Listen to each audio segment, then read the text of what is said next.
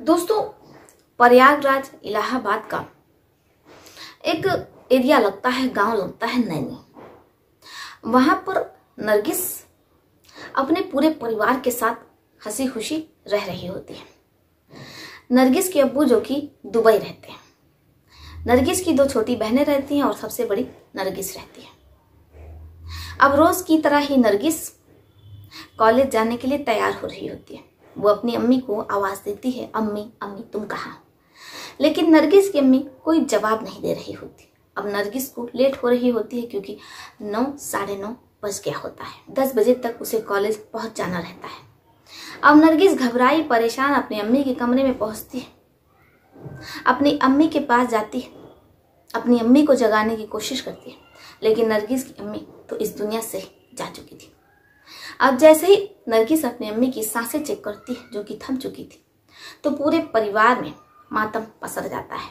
अब जो नरगिस की खाला रहती हैं सुमैया परवीन, वो आनन फानन में नैनी पहुंच जाती हैं और वहां पर वो अपनी छोटी बहन की बेटियों को संभाल रही होती है। किसी तरीके से अंतिम संस्कार होता है। अब समय बीत जाता है, 1 हफ्ता निकल जाता है, लेकिन नरगिस और उसकी बहनें सब बेसुध पड़ी रहती हैं। अब जो सुमैया परवीन रहती हैं, नरगिस की अम्मी की बड़ी बहन, उन्हें कुछ समझ में नहीं आता है कि वो करें तो क्या करें। नरगिस के अब्बू अजमत जो कि दुबई में है, इसलिए सुमैया परवीन नरगिस और उसकी बाकी बहनों को फैसला करती हैं कि वो अपने साथ अपने घर लेकर के जाएंगी और अब वो तीनों वहीं रहेंगी। होता भी वैसे ही। नरगिस अपनी खाला के घर पहुंच जाती है। ऐसी समय बीतता है।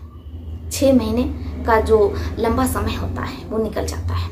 अब धीरे धीरे नरगिस घुलने मिलने लगती है, हंसने लगती है, बातचीत करने लगती है। सब कुछ पहले की तरह ही सामान्य हो जाता है। तभी नरगिस की नजर अंदर वाले कमरे में पड़ती है, जिसमें वो देखती है कि एक ट्रॉली बैग है। वो अपनी खाला को आवाज देती है और पूछती है कि खाला, ये ट्रॉली बैग किसका पड़ा हुआ है? खाला उसकी कहती है कि देखो, ये ट्रॉली बैग आसिफ का है, मेरा बड़ा वाला बेटा जो कि अभी अभी बॉम्बे से आया है। अब जैसी नरगिस ये सुनती है तो कुछ रिएक्ट नहीं करती है। अब वो रोज की तरह उस कमरे में भी झाड़ू लगाने जाती है। अब जो आसिफ रहता है वो सो रहा होता है।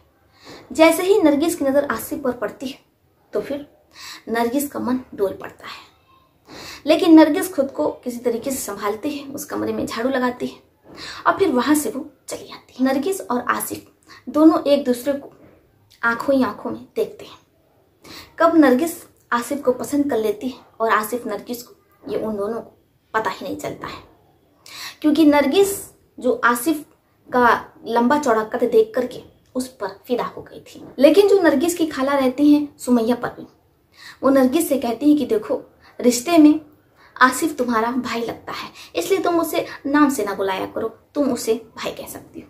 लेकिन अपनी खाला सुमैया परवीन के लाख समझाने के बावजूद सुमैया अपनी खाला की एक नहीं सुनती और वो आसिफ को उसके नाम से ही बुलाती रहती है।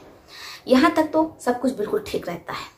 लेकिन एक दिन जब सुमैया परवीन बाजार गई हुई थी, जब वो घर लौटती हैं तो उन्हें बड़ी ही अजीब आवाज सुनाई देती है। ये आवाज आसिफ के ही कमरे से आ रही होती है। अब जैसे ही वो अपने बेटे आसिफ के कमरे तक पहुंचती हैं तो सन्न रह जाती हैं।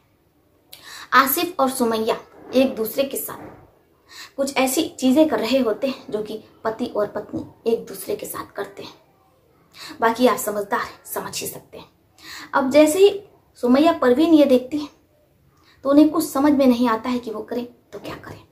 वो मजबूर हो जाती हैं और फिर वो अपने बेटे आसिफ की शादी अपनी छोटी बहन की बेटी नरगिस से करवा देती है। अब नरगिस आसिफ की दुल्हन बन जाती है। क्या सुमैया परवीन को अपने बेटे आसिफ से नरगिस की शादी करवाना चाहिए था, या फिर कोई बीच का रास्ता वो निकाल सकती थी? क्योंकि सुमैया परवीन इस शादी से बिल्कुल भी खुश नहीं रहती। उन्होंने दबाव में आकर के मजबूरी में ये फैसला लिया था, क्योंकि अब नरगिस के साथ वो सब कुछ हो चुका था। ऐसे में नरगिस से शादी कौन करता?